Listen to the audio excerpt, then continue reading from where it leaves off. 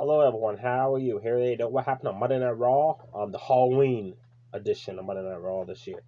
Every few years, when a Raw or SmackDown show ends up on Halloween or the day before, they always do a trick-or-treat street fight for the past 5 or 6 years. This year it's Matt Riddle dressed as Elias to take on Otis, who was dressed as a Chippendale dancer, same as Chad Gable. I laughed my ass off when Alpha Academy came out dancing. That was funny. It was more of a comedy match than anything, like always. Elias had a running knee, knocking Chad Gable off the ring apron, crashing him through a table on the outside. Matt Riddle hit a nice kick, a flip over the ropes, knocking down Alpha Academy on the outside. Otis caught Matt Riddle coming with a clothesline and caught him again with the World's Strongest Slam. You had the match won. Otis decided to do the Caterpillar. A movie is not done since he turned heel. Then again, he had the match won, but instead he went for the Beta Bomb, which always backfires 99% of the time. But of course, it backfired. Matt Riddle slid out of the way. Then Elias put a jack-o'-lantern on Otis's head. Matt Riddle jumped up and hit the RKO for the 1-2-3. But the funny part was the Punk and the jack-o'-lantern fell off of Otis's head when he went down. So it kind of reminded me of a flashback moment to the day when the Shocker made his debut in WCW. Remember when he came for the wall and the helmet fell off? That kind of reminded me of Otis with the Punk, and that was funny. Riddle won. Carl Anderson of the OC took on Damian Priest at Judgment Day. This was a fast match. These guys should have had at least 10 or 15 minutes, because they just beat the shit out of each other. But it was a fast match, but it was still worth watching. Outside the ring, Carl Anderson drove Damian's back into the ring post.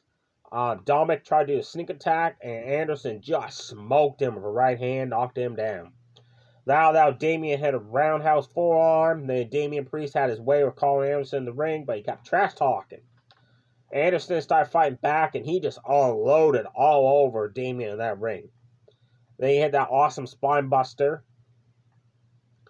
He went up on the top rope, jumped off of it. Damian caught him, hit the choke slam. Priest went for the Day of Reckoning. Anderson reversed it, won with a roll up for the 1-2-3. After the match, the OC suffered a beatdown from Judgment Day. Rhea Ripley low blow Luke Gallows, took care of him. AJ Styles suffered a razor's edge, but Damian Priest then followed up a top rope frog splash from Dominic. And then Finn Balor delivered a top rope coup de grace on Carl Anderson. So the one that's going to help the OC beat Judgment Day, even up the odds, is not going to debut, I guess, now into Crown Jewel, which makes sense. Speaking of the women, Bianca Belair, your Raw Women's Champion, she took on Nikki Cross. Fast match, nothing really exciting happened. 30 seconds in the match, Bianca doing her running across the ropes, and she stopped, slapped her ass. She had a running drop kick. Nikki Cross answered back for running cross body. Nikki Cross jumped off the top rope for another cross body. Bianca caught her, fall away slam. KOD driver, match over. After that, Damage Control attacked Bianca. Then Alexa Bliss and Asuka returned. They'd not been on TV for 3 weeks. They returned, cleaned the house of Damage Control. Then Alexa Bliss and Asuka challenged Dakota Kai and Io Shirai for the WWE Women's Tag Team titles. Great match. This match to me stole the show. Perfect way to end the night. Alexa Bliss, folks, she was on fire. She hit rapid fire punches on Io. Then stomps in the corner like Stone Cold Steve Austin stomps. Just destroyed Io Shirai.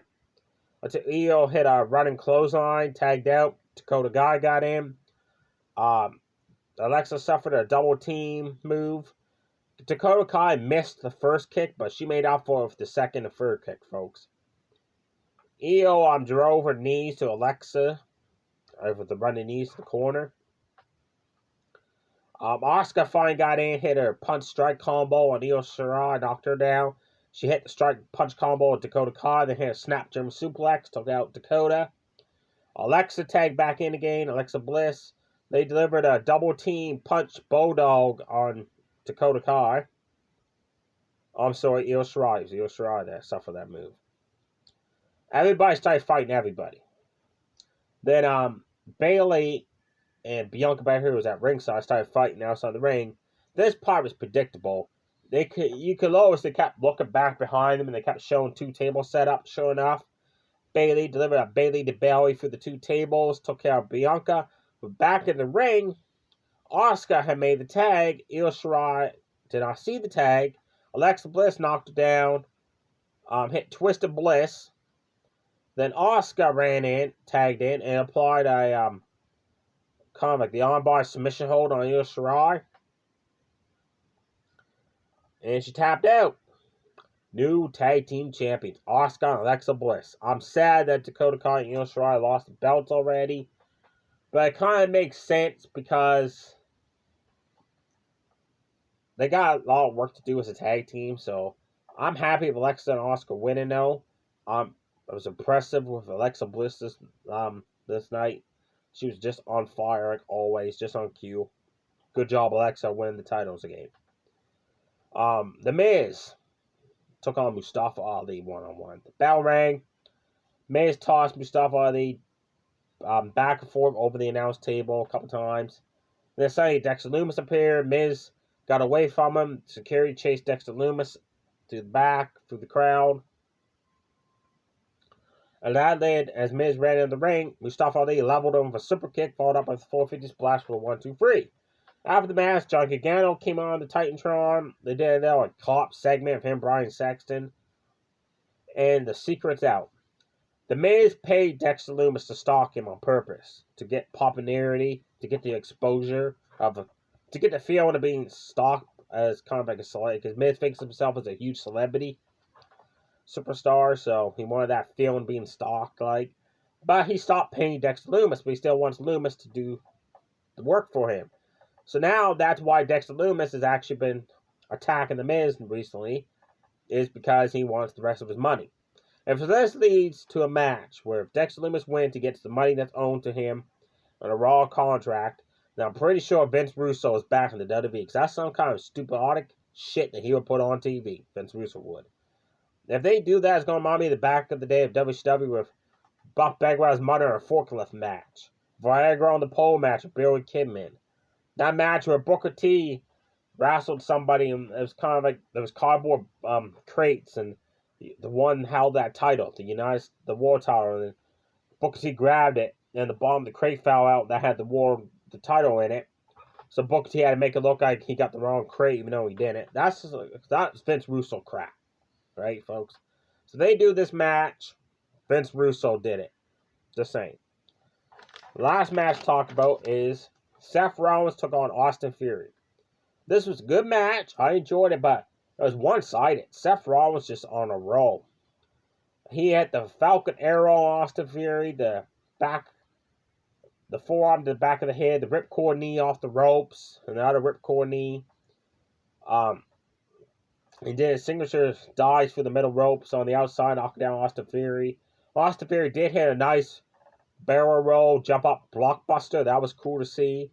Austin Theory went for the A-Town down twice, back to back. Both times Seth Rollins countered it with a repeat of elbow shots to the jaw and the chin of Austin Theory, and then hit the curb stomp for the 1-2-3. There's no altercation between Mustafa Ali and Seth Rollins this week, which was a letdown. So I like that feud. There you have it, folks. Honestly, it was not a good episode of Monday Night Raw. I'm going to say it. The only highlight was the Women's Tag Team title match. That was it. The rest of the matches lacked a really cool excitement level for me. Before I go off the air here, funny thing happened.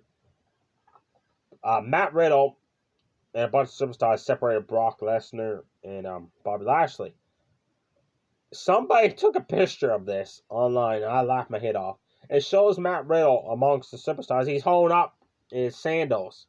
Is he trying to get them signed by Brock Lesnar and Bobby Lashley? It's just funny. I wonder if he did that just as a joke. And whoever got the picture of that, that's awesome to catch that picture, that right moment. That was cool. Yeah, folks, there you have it. Stay safe, everybody. Have a safe Halloween. Bye.